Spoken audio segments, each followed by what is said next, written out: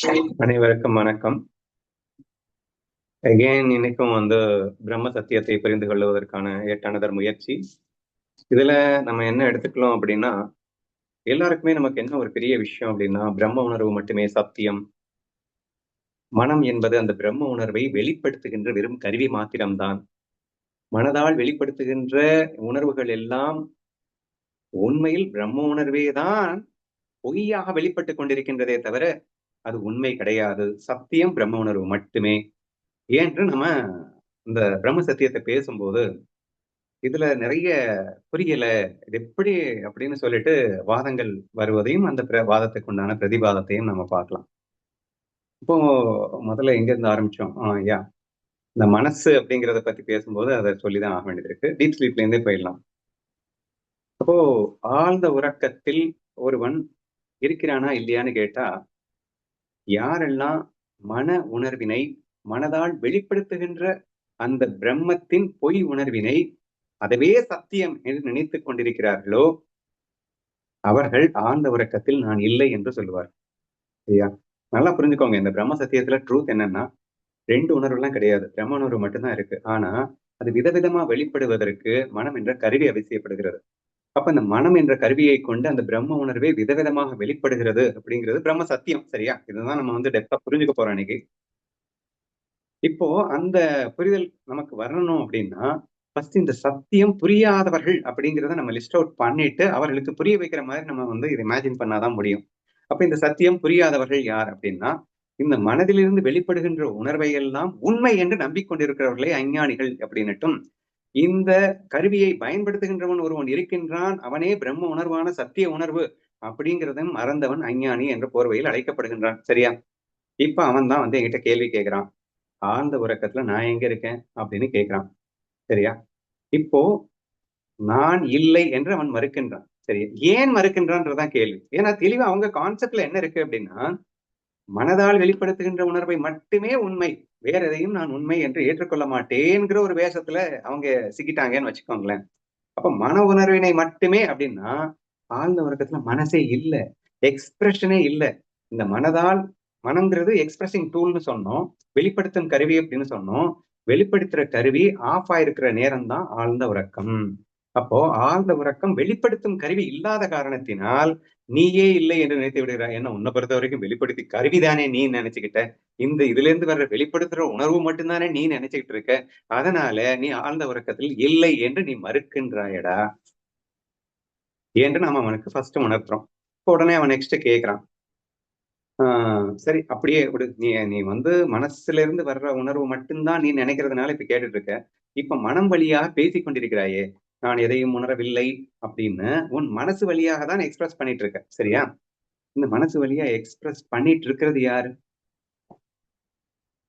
நீ வெளித்ததால் தான் இப்படி உன்னுடைய எக்ஸ்பிரஷனை கொடுக்க முடியுது. அப்போ நீ உன் மனதை பயன்படுத்தும் போது எனக்கு ஒண்ணும் தெரியல, எனக்கு எல்லாம் தெரியும், என்னென்னமோ எல்லாம் வேணா எக்ஸ்பிரஸ் பண்ணிக்கோ. இந்த எக்ஸ்பிரஷன்ஸ் எல்லாமே எது செய்கிறது அப்படின்னு சொன்னா, மனமே செய்கிறது அப்படிங்கிறது இல்ல, மனதை யார் பயன்படுத்துகிறார்களோ அது செய்கிறது அப்படின்னு சொல்றேன். அது ஏன்? மனசுதானே செய்யுது, எதனோ புதுசா மனசை பயன்படுத்துறவன் செய்யுது அப்படிங்கிறீங்க அப்படின்னு உங்களுக்கு அடுத்த டவுட் வருது. அப்படியே அப்ப டவுட் வரும்போது நம்ம என்ன சொல்றோம்? ஏன்பா நீயே மனசுன்னா அப்போ அதுல இருந்து இப்ப நீயே மனசுன்னா என்ன அர்த்தம்? மனசுங்கிறது வெளிப்படுத்துகிற உணர்வுன்னு சொன்னோம். அது விதவிதமா உன் இஷ்டத்துக்கு வெளிப்படுத்த முடியுதா இல்லையா? அப்போ அந்த கருவியை பயன்படுத்துவன் தானே நீயா இருக்க முடியும்.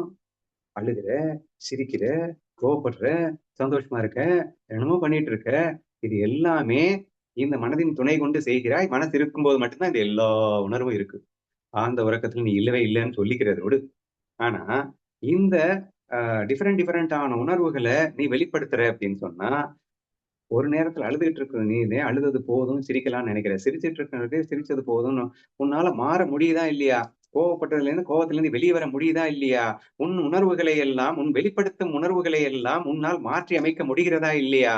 அப்போ எப்போ இந்த கருவியை உன்னால் மாற்றி அமைக்க முடிகிறதோ, அப்போ மாறுகின்ற உணர்வா நீ? மாற்றி அமைக்கின்ற உணர்வல்லவா நீ? கொஞ்சம் யோசிக்க முயற்சி பண்ணு அப்படின்னு அடுத்து நம்ம அவனுக்கு சிந்தனையை தூண்டுகின்றோம். சரியா? இப்ப சிந்தனையை தூண்டும் போது மாற்றுகின்ற கருவியா நானு? ஆமா, மாத்த முடியுது என்னால. இப்போ ஹெவி பெயின் இருக்கு.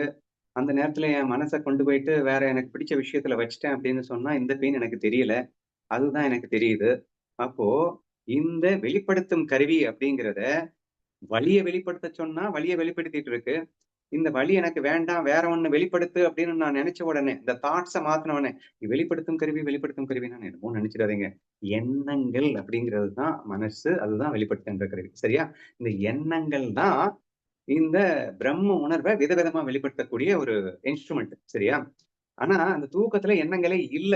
எண்ணங்களே இல்லங்கிறதுக்காக, நீயே இல்லன்னு அர்த்தம் கிடையாது. நீ எண்ணங்கள் அற்று இருக்கின்றாய் அவ்வளவுதான். நீ எண்ணங்களை யூஸ் பண்ணிட்டு இருக்கும்போது, எண்ணங்கள் உன்னுடைய அந்த உணர்வே தான், பிரம்ம உணர்வே தான், எண்ணங்கள் வழியாக டிஃபரெண்டா வெளிப்படுது. சரியா? அமைதியா இருக்க, அந்த கருவிய யூஸ் பண்ணாம, இந்த எண்ணங்கள யூஸ் பண்ணாம, இப்போ நீயே விதவிதமா வெளிப்படணுன்றதுக்காக, அந்த உணர்வு இருக்கிறதுனால தான், அது அழுவதாக வெளிப்படுகிறது, சிரிப்பதாக வெளிப்படுகிறது, அப்படி மாறி மாறி வெளிப்படுகிறது. அது வெளிப்படுவதற்கு மட்டும் தான் எண்ணங்கள் தேவையே தவிர, உண்மையில் எண்ணம் ஜடம். எண்ணத்திற்குன்னு உணர்வு கிடையாது. மனம்ங்கிறதே ஜடம் தான். சோ எண்ணங்கள்னாலே என்னங்க ஸ்கிரிப்ட் ஒரு ஒரு பேப்பர்ல ஒரு பிச்சைக்காரன் வேஷம் போட்டு இப்படி இப்படி அவன் நடிக்கணும்னு ஒரு ஸ்கிரிப்ட் எழுதி வச்சிருந்தான்னா, அந்த தாட்ஸ் அந்த எண்ணங்கள் தான் வந்து கருவி. இப்போ ஒரு நடிகன் அந்த வேஷத்துக்குள்ள புகுந்ததுக்கு அப்புறமா, அவன் வந்து "ஐயா பிச்சை போடுங்க" அப்படின்னு ஒரு உணர்வ வெளிப்படுத்துறான். ஆனா இந்த உணர்வு அப்படிங்கிறது எந்த உணர்வு? அந்த கருவிய யூஸ் பண்றவன், இந்த ஸ்கிரிப்ட யூஸ் பண்றவன், இந்த வேஷத்த போட்டவனுடைய உணர்வு. சரியா?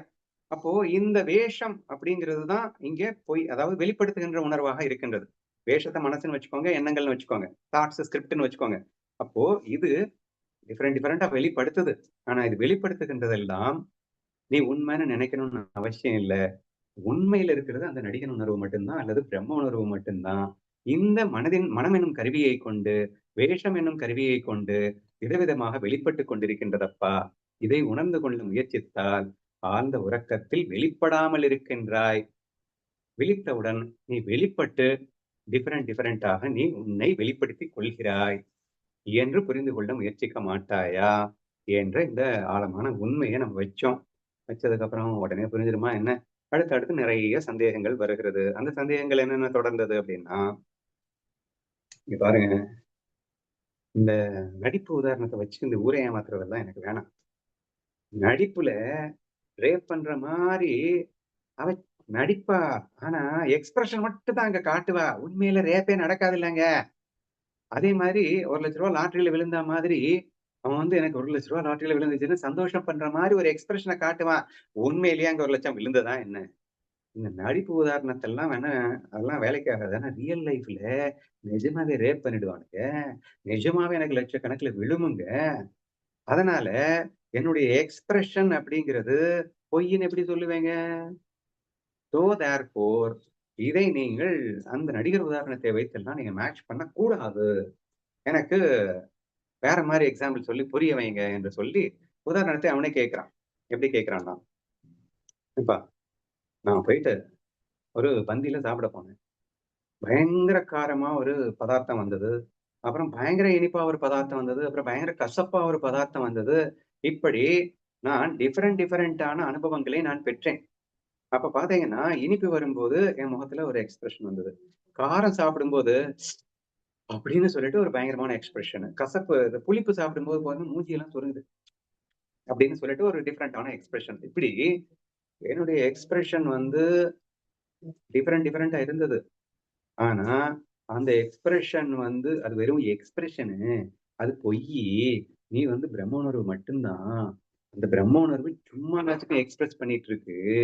அது பொய்யி அப்படின்னு சொல்லாத. ரியலிஸ்டிக்கா நான் ஒவ்வொரு சுவையும் அனுபவிச்சுட்டு பேசிட்டு இருக்கேன். அந்த சுவை தான் எனக்கு இந்த எக்ஸ்பிரஷனே குடுத்துச்சு. நான் வந்து சும்மா நாச்சுக்கும் எக்ஸ்பிரஸ் பண்றேனாக்கும். என்று நமக்கு கேள்வி கேட்க தோன்றுகிறது. சரியா? சரி. அப்போ இந்த எல்லா சுவைகளும் உண்மை என்று நீ சொல்ல வருகிறாயா? ஆமாம், சுவைகள் எல்லாம் உண்மைதான். சுவைகள் எல்லாம் உண்மை என்றால், கசப்பு கசப்பே நீ கசப்புணர்வே நீ என்றால், அந்த கசப்பு உணர்வு உன்னை விட்டு மாறி அடுத்து இனிப்பு உணர்வு வந்ததே! அடுத்து வேற ஒரு உணர்வு வந்ததே, உணர்வுகள் மாறிக்கொண்டிருந்ததே. ஆனால் நீ மாறினாயா? நீ மாறவே இல்லைல்ல. அப்போ நீ அப்படியே தான் இருக்க. ஆனால் நீ வெளிப்படுத்துகின்ற உணர்வு மாறிட்டு இருந்தது. முதல்ல ஒண்ணு சாப்பிடும்போது வேற மாரி உணர்வ வெளிப்படுத்தின. வேற ஒண்ணு சாப்பிடும்போது வேற மாரி ஒரு உணர்வ வெளிப்படுத்தின. இப்படி உணர்வுகளை வெளிப்படு உணர்வுகளின் வெளிப்பாடு தானே மாறுச்சு.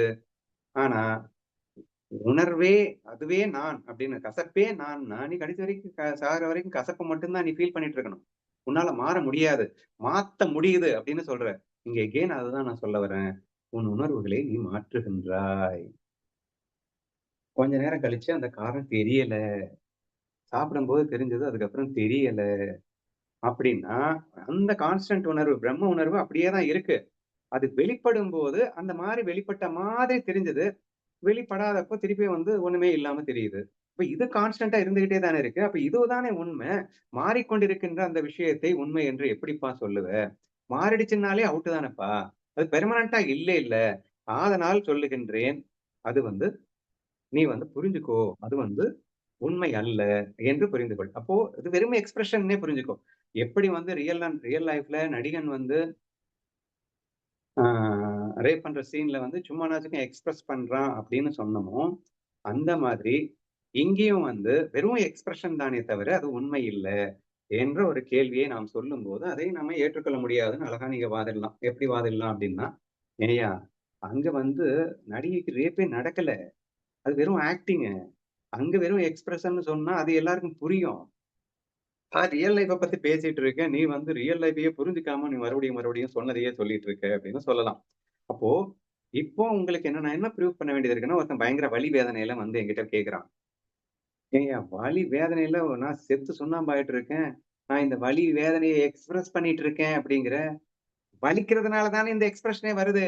நான் எக்ஸ்பிரஸ் பண்றதுனால எனக்கு நான் வலியே இல்ல.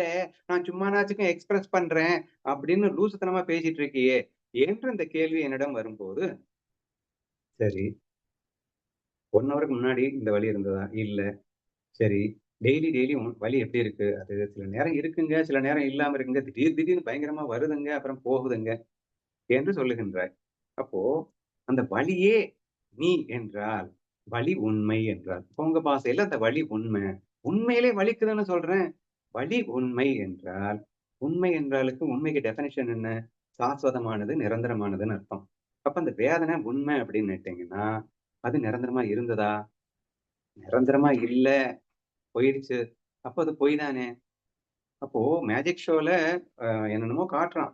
ஆனா, அது தத்ரூபமா உண்ம மாதிரி தெரியுதுன்னால நீங்க நம்ப மாட்டீங்க. ஏன்னா, அது அப்போதைக்கு தெரியுமே தவிர, உண்மையில அதெல்லாம் பொய்ன்னு நீங்க புரிஞ்சுக்கிறீங்க. அந்த மாதிரி, அந்த நேரத்துல தானேய்யா உனக்கு தெரிஞ்சது. அந்த நேரத்தில் தெரிந்ததை வைத்து அது உண்மை என்று எப்படி ஏற்றுக்கொள்ளலாம்? என்று நாம் பேசும்போது, எனக்கு இப்ப கூட 50% சாட்டிஸ்ஃபை ஆயிருக்கேன். நான் முழுசா சாட்டிஸ்ஃபை ஆகல. ஏன்னா, அந்த தெரிந்து கொண்டிருக்கின்ற வரைக்கும், அல்லது வலி எடுத்துக் கொண்டிருக்கின்ற வரைக்கும், இது வேதனையின் உச்சமாக இருந்ததுங்க. நீங்க என்ன அசால்ட்டா பேசிட்டு இருக்கீங்க? அந்த மொமெண்ட்ல அது உண்மதான். அடுத்த மொமெண்ட்ல அது பொய் தான். ஒத்துக்கிறேன். ஆனா, அந்த மொமெண்ட்டில் பொய் என்றால் எனக்கு வலி தெரியக்கூடாது. வேதனை தெரியக்கூடாது. அப்பதானே நான் வந்து அந்த மொமெண்ட்ல பொய்ன்னு சொல்லுவேன். அடுத்த மொமெண்ட்ல பொய்யானத விடுங்க. அந்த மொமெண்ட்ல அது வந்து உண்மையாகத்தானே இருந்தது. இதை நான் எப்படி புரிந்து கொள்வது? அப்படிங்கிற விஷயம் தான் மிக ஆழமாக புரிந்து கொள்ள வேண்டிய ஒரு விஷயமாக இருக்கிறது. ஸோ அதுக்கு நம்ம என்ன சொல்றோம் அப்படின்னு சொன்னா, ஆ எக்ஸாம்பிள்ஸ் வந்து 2 எக்ஸாம்பிள் சொல்லலாம். அதாவது அந்த மொமெண்ட்ல புரிஞ்சுக்கிறதுக்கு அப்படின்னு சொல்றதுக்கு நான் பெஸ்ட் எக்ஸாம்பிளா கொண்டு வந்தது வந்து நம்ம ஃப்ரெண்ட்லி கேம்ல இருக்கக்கூடிய மல்யுத்த வீரர்கள் எக்ஸாம்பிள நம்ம கொண்டு வந்தோம். சரியா? Very easy to understand. நடிப்புன்னு நம்ம கொண்டு போனோம்னா, நடிப்ப நீங்க ஏத்துக்க மாட்டீங்க. அங்க வெறும் ஆக்டிங்கு. அங்க ஒண்ணுமே நடக்கல அப்படின்னு நீங்க சொல்லிடுவீங்க. ஆனா, ஒரு ஃப்ரெண்ட்லி கேம் எடுத்துக்கோங்க. 2 பேரும் உயிர் நண்பர்கள். ஒருத்தனுக்கு ஒருத்தன் உயிரையே குடுப்பான். சரியா? ஆனா 2 பேருமே பயங்கரமான மல்யுத்தத்துல சாம்பியன்ஸு. அதனால ஒரு ஃபைனல்ல அவங்க 2 பேருமே எதிர் எதிரா சண்டை போட வேண்டி வந்தது. அவ்ளோ சந்தோஷமா சிரித்துக் கொண்டே வந்து 2 பேருமே சேலஞ்ச் பண்ணிக்கிறாங்க. நீயா நானான்னு பாத்துடலான்னு சொல்லிட்டு, வேற லெவல்ல வந்து அடிச்சுக்கிறாங்க. சரியா? ஒவ்வொருவரும் ரியல்லாவே தான் அடிப்பாங்க. சரியா? ரியல்லாவே எக்ஸ்பிரஸ் பண்ணுவாங்க அப்படின்னு சொல்றேன். சரியா? இவன் வந்து அடிக்கிறான்னா, ரியல்லா அடிக்கிறானா? ரியலா தான் ஆனா எக்ஸ்பிரஸ் பண்றான். தன் லவ்வ எப்படி எக்ஸ்பிரஸ் பண்றான்னா, அடியாக எக்ஸ்பிரஸ் பண்றான். விளையாட்டு என்ற அடிப்படையிலே அடியாகத்தான் எக்ஸ்பிரஸ் பண்றான். அதான் அவன் லாகவமா தடுக்கிற மாதிரி அவன் லவ்வ எக்ஸ்பிரஸ் பண்றான். அல்லது அவனும் வந்து அடியாகவே அவன் எக்ஸ்பிரஸ் பண்றான். அதே மாரி அந்த அடிய வாங்குன உடனே தன் நண்பனின் அன்பை கண்டு பொறித்து போகின்றான். ஆஹா! எத்தனை அன்போடு லாவகமாக என்னை தாக்கி விட்டானே என்று. ஏன்னா அவனும் அவனும் அவனும் இவனும் ஒண்ணு. 2 வேற வேற எல்லாம் கிடையாது. அத நான் ரொம்ப டீப்பா போகவே இல்ல இந்த கிளாஸ்ல. சரியா? ஆனா, அ சத்தியத்தின் தத்துவத்தின்படி பார்த்தீங்கன்னா, அங்க இனிப்பா இருந்ததே நீதான். காரமா இருந்ததே நீதான். வலியே நீதான். இங்க எல்லாமே நீதான் அப்படின்றதெல்லாம் கொண்டு வந்து ப்ரூவ் பண்ண முடியும். அத புரிஞ்சுக்கிறதுக்கு மேபி உங்களுக்கு சிரமமா இருக்குன்றதுனால அத கொண்டு வரல. சரியா? ஆனா, இத நீங்க புரிஞ்சுக்கொள்ள முடியும். ஈஸியாக புரிஞ்சுக்க முடியுன்றதுனால கொண்டு வர்றேன். அனைத்தும் ஒன்று என்ற அந்த பிரம்ம உணர்வில் இருந்து நீங்கள் பார்க்கும்போது இந்த 2 மல்யுத்த வீரர்கள் அப்படிங்கிறவர்கள் 2ம் ஒன்று. வேற வேற தெரியுது அப்படிங்கிறதுக்காக, 2 பேர் அடிச்சுக்கிறாங்க அப்படிங்கிறதுக்காக, உண்மையில 2 வேற வேற கிடையாது. 2ம் ஒன்று. அந்த ஒன்றுபட்ட ஃபீல்ல இருந்து நீங்க பார்க்கணும். அப்பதான் உங்களுக்கு புரியும் அப்படின்னு சொல்ல வந்தேன். அப்ப ஆட்டோமேட்டிக்கலா என்ன நடக்குது அப்படின்னா, அவன் குத்தும்போது, எனக்கு வலிக்குமா அப்படின்னு கேட்டா, இந்த வலியை நானாக விரும்பி வரவழைத்துக் கொண்டதுன்னு சொல்ல வரேன். நான் அவனுக்கு அடிக்கிறேன். அதுவும் நான் தான். சரி அவனுக்கு வலிச்சா கூட, அந்த வலியை நானாக விரும்பி வரவழைத்துக் கொண்டது அப்படின்னு சொல்றேன். எதுக்காக அப்படின்னா, என் பிரம்ம உணர்வையே விதவிதமாக வெளிப்படுத்தி மகிழ்கிறேன், மகிழ்வதற்காக. இங்கே இந்த வெளிப்பாடு எல்லாமே மகிழ்ச்சிக்காக மட்டும் தான். நான் அது சாஸ்வதமானவன். இந்த வெளிப்பாடு மாறிக்கொண்டே இருப்பது. மாறி, மாறி, மாற்றி, மாற்றி இந்த ஒரே பிரம்ம உணர்வை நான் அனுபவிப்பதற்கென்றே நான் வெளிப்பட்டு மகிழ்கின்றேன் என்று நீங்கள் புரிந்து கொள்ளும்போது, இப்போ வலிக்கவே இல்லன்னு நான் சொல்லல. இந்த வலி என்பது கூட பொய் வலி அப்படின்னு சொல்ல வரேன். அது எப்படி பொய் வலிங்கிறீங்க? வலிக்கவே இல்லன்னு நான் சொல்லல. ஆனா பொய்யினாலே வலிக்கக் கூடாது இல்லங்க. பொய்யினாலே வலிக்கக் கூடாது என்பதும் ஒரு டெஃபினிஷன் தான். ஆனா வலித்தாலும் அது எல்லளவும் என்னை பாதிக்காது அப்படிங்கிறதும் பொய் தான். நல்லா புரிஞ்சுக்கோங்க. பொய்க்கு 2 டெஃபினிஷன் இருக்கு. பொய்யின்னா இல்லவே இல்லன்னு சொல்லலாம். இன்னொரு டெஃபினிஷன் வலி இருக்கும். ஆனா, அது என்ன தொடாது. கானல் நீர் தெரியும். ஆனா, அது எதுவுமே என்ன என்ன நனைக்காது. என் தாகத்த தணிக்காது. எதுவுமே பண்ணாது. ஏன்னா, அது பொய். பொய்ங்கிறதுக்கு அது தெரியாமல்லாம் போகாது. இப்போ வலி தெரியும். ஆனா, அது என்ன பாதிக்காது. So please try to understand it very carefully. இப்போ வந்து நீங்க டேஸ்ட் எக்ஸாம்பிளே போங்க. இப்ப டேஸ்ட்ல நான் என்ன சொன்னேன்? அப்ப டேஸ்ட்லாம் இல்லவே இல்ல. சும்மானாச்சுக்கும் எக்ஸ்பிரஷன் அப்படின்னு சொல்ல வரீங்களா? அப்படின்னு கேட்டா, 2 டெஃபினிஷன் எடுத்துக்கோங்க. 1 உண்மையிலே இல்லவே இல்ல. டேஸ்ட்ங்கிறது ஒண்ணுமே இல்ல. இருக்கிறது பிரம்ம உணர்வு மட்டும் தான். அது சும்மா நாட்டுக்கும் எக்ஸ்பிரஸ் பண்ணிட்டு இருக்கு. அப்படின்னுட்டும் சொல்லலாம். அல்லது டேஸ்ட் தெரிந்தாலும் அது பொய் தான். ஏன்யா சொல்ற? டேஸ்ட் தெரிஞ்சாலும் பொய்யுங்கிற? அப்படின்னா, ஏன்னா அந்த டேஸ்ட் என்ன ஒண்ணுமே பண்ணாதே. ஏன் பிரம்ம உணர்வுக்கு அது எந்த பங்கமும் இல்லாமலேயே தான் அந்த டேஸ்ட் வெளிப்படுகிறது. இந்த பிரம்ம உணர்வு மாறிடுச்சுன்னா தானே எனக்கு இது வந்து என்ன மாத்திடுச்சு. அப்பன்னா அது ஏதோ அதுக்கு ஒரு சத்தியம் இருக்கு அப்படின்னு சொல்ல முடியும். அதுல தெரியுது அவ்வளவுதான். தெரிஞ்சா கூட அது என்னுடைய சுவையை மாற்றவில்லை. என்னுடைய பிரம்ம உணர்வுல அது எந்த விதமான எள்ளளவு களங்கத்தையும் அது ஏற்படுத்தவில்லை. அப்படியே நீங்க மல்யுத்த வீராங்கனைக்கு போயிருங்க. மல்யுத்த வீரர்கள் எக்ஸாம் இல்ல. அவன் அடி வாங்குனான், செஞ்சான், என்னென்னமோ பண்ணான். ஆனா அவனுடைய அந்த பிரம்ம உணர்வுன்னா ஆனந்த உணர்வு. அவங்களுக்குள்ள அந்த லவ் ஃபீல் அவங்க 2 பேருக்குள்ள அந்த ஃப்ரெண்ட்ஷிப் மகிழ்ச்சி. அதுல ஏதாவது எள்ளளவு சேஞ்சஸ் இருந்ததா? When there is no change அப்ப இவங்க அடிச்சுக்கிறது எல்லாமே வலிச்சா கூட பொய் தானே. அப்ப தெரிஞ்சா கூட பொய் தானே. வலி தெரிஞ்சாலும் பொய் தானே. இப்படி நீங்க புரிஞ்சுக்க ட்ரை பண்ணீங்கன்னா, அடுத்து உங்களுக்கு கொஸ்டினே வர்றதுக்கு சான்சஸ் இல்ல அப்படின்னு நான் நினைக்கிறேன். சோ தேர்ஃபோர் இப்ப நம்ம ஃபைனலா என்ன ப்ரூவ் பண்ணிட்டு இருக்கோம் அப்படின்னு சொன்னா, இத வந்து 2 வகையில நமக்கு எக்ஸ்பிளைன் பண்றாங்க வேதத்துல. வேதரிக் மெத்தட்ன்னு சொல்லிட்டு இல்லவே இல்லைன்னு சொல்லிட்டு. அது வெரி டிஃபிகல்ட் டூ ப்ரூவ் தான். ஆனா அணுவை மெத்தட்ல தெரியும். உலகம் தெரியும் தான். யார் இல்லன்னு மறுத்தது. ஆனா தெரியுது அப்படிங்கிறதுக்காக அத உண்மைன்னு சொல்லாத. கானல் நீர் தெரியுது அப்படிங்கிறதுக்காக அது உண்மையா இருக்க முடியவே முடியாது. முடியாது அப்படிங்கிறத விட பாதிப்பு ஏற்படுத்தாது. தெரியிற வஸ்துலாம் உனக்கு பாதிப்பை ஏற்படுத்த முடியாது. உண்மை வஸ்து தான் உனக்கு ஒரு பாதித்த கொடுக்க முடியும். என் நிழல் வந்து எனக்கு கண்ணுக்கு தெரியுதுங்க. இன்னொன்னு பக்கத்துல என் கூடவே ஒண்ணு நடமாடிட்டு வர்ற மாரி ஒண்ணு தெரியுதுங்க. அது ஏதாவது என்ன பண்ணும்? ஒரு மண்ணும் பண்ணாதுங்க. என் நிழல் தெரியுது என்பதற்காக நான் வந்து அத உண்மைன்னு சொல்லணுமா என்ன? ஏன்னா என்னை ஏதாவது பாதிப்பு ஏற்படுத்தினால்தான் அதை நான் உண்மை என்று சொல்ல முடியும். என்னை அது பாதிக்காத வரைக்கும் அதை நான் தெரிந்தாலும் பொய் என்று சொல்லுகின்றேன். அப்ப வலி வேதனைகள் உங்களுக்கு இருக்கவே இருக்காது. ஞானிக்கு வலிக்கவே வலிக்காதுன்னுலாம் நான் சொல்லல. அவனுக்கு வலித்தாலும் அது அவனை பாதிக்காது. அந்த பிரம்ம ஸ்வரூபம் என்று பிரம்ம உணர்விற்கு எல்லளவும் அது களங்கத்தை ஏற்படுத்தாது. ஏனென்றால் அந்த வலியே நான் என்று நினைக்கின்றான். அனைத்தும் நான் என்று உணர்கின்றான். இது வெறும் மாயை என்று மாயைக்காக தானே பிரதிபலித்திருக்கின்றேன் என்ற ஒரு தெளிவில் அவன் இருக்கின்ற காரணத்தினால் அது அவனை எந்த அளவுக்கு எல்லளவும் பாதிக்காது என்ற ஒரு விஷயத்தை புரிந்து கொள்ளுமாறு கேட்டுக்கொள்கிறேன். இப்ப நெக்ஸ்ட் நீங்க அடுத்ததான் என்ன கேட்டீங்கன்னா, ஏதோ சம்திங் ஒரு மிகப்பெரிய கொடிய நோயான அப்பண்டிஷோ ஏதோ ஒண்ணு சொன்னீங்க. ஸோ அந்த மாதிரி நோய் வந்ததுன்னா வலி வேதனை பயங்கரமா இருக்கும். ஆப்ரேட் பண்ணா மட்டும்தான் அவங்களால வாழவே முடியும் அப்படின்றதெல்லாம் நீங்க சொல்லியிருந்தீங்க. ஓகே. அப்ப இன்ஸ்டன்ட்டா திடீர்னு வலிக்குது, எக்ஸ்ட்ரீமா வலிக்குது, இன்ஸ்டன்ட்டா வலிக்குது, டக்கு டக்குன்னு எப்ப வலிக்கும் வலிக்காதுன்னே தெரியல. இதெல்லாம் எப்படிப்பா சொல்லுவ என்றெல்லாம் கேட்கும்போது, கொஞ்சம் கர்மாவையும் நம்ம கொண்டு வருவோம். இங்க இருக்கிறதே நீங்க மட்டும்தான். நீங்களே இங்கே எல்லாமாக இருந்து கொண்டிருக்கிறீர்கள். உங்க கர்மா அப்படிங்கிறத விட உங்க எண்ணத்தின்படி நீங்க விளையாடிட்டு இருக்கீங்க. சரியா? அப்போ உங்க எண்ணத்தின்படி நீங்கள் விளையாடுகிறீர்கள் அப்படின்னா என்ன அர்த்தம்? எண்ணத்துல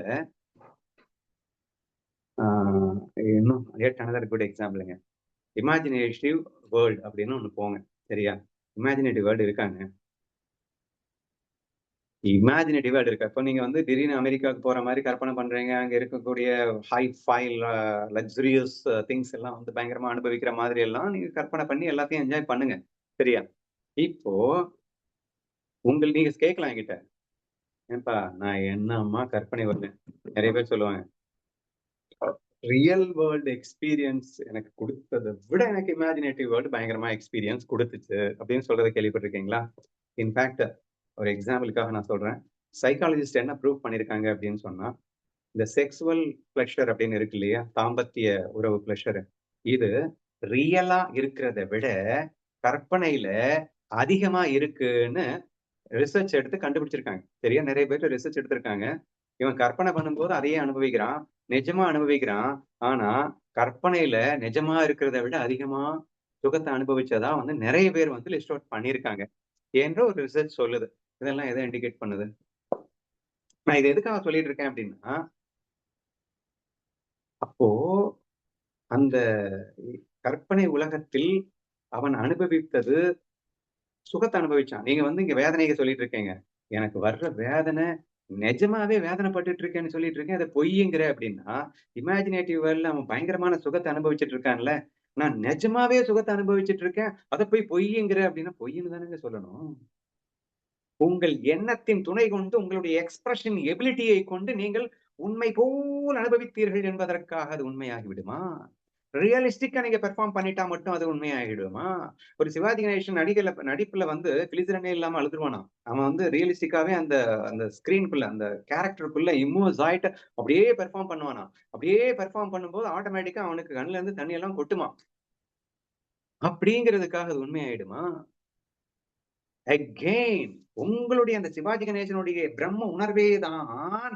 ஆனால் ரியலிஸ்டிக்கா இங்க பெர்ஃபார்ம் பண்ணிட்டு இருக்கு. இந்த ரியலிஸ்டிக்கா பெர்ஃபார்ம் பண்ணும்போது இந்த சுகம், துக்கம் இது எல்லாமே பயங்கரமா இருக்கிற மாதிரி இருக்கு அப்படிங்கிறதுக்காக இருக்குமா?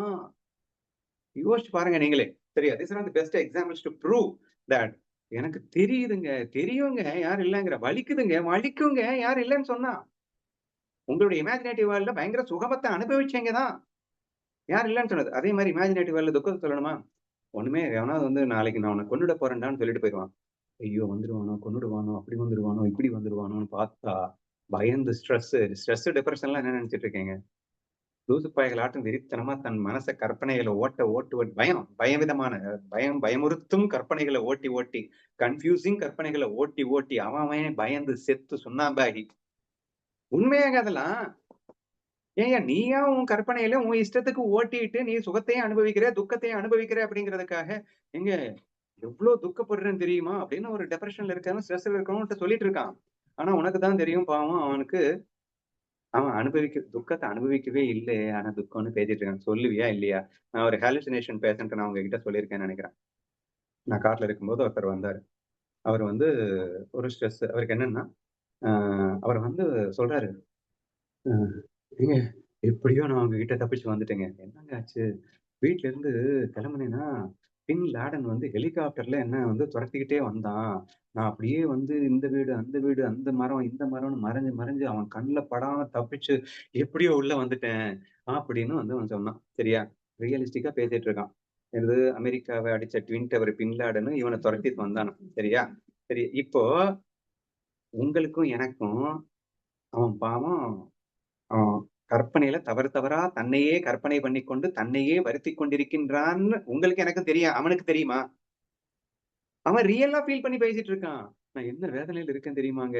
எனக்கு எதிரா பல பேர் திரண்டிக்கிட்டு வந்துட்டு இருக்காங்கங்க அப்படின்னு. யாரும் வரல.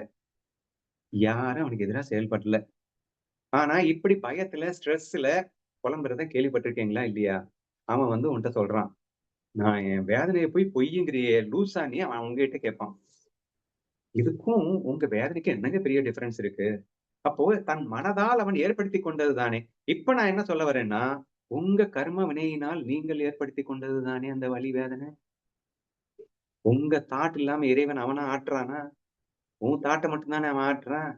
நீ கர்மால ஏற்படுத்தி வச்சபடி தானே இந்த வாழ்க்கை ஓடிட்டு இருக்கு. இங்க இறைவனும் நீதான், ஜீவனும் நீதான். இந்த விளையாட்டுக்காக என்னென்ன பண்ணணுமோ அதுதானே பண்ணிட்டு இருக்க.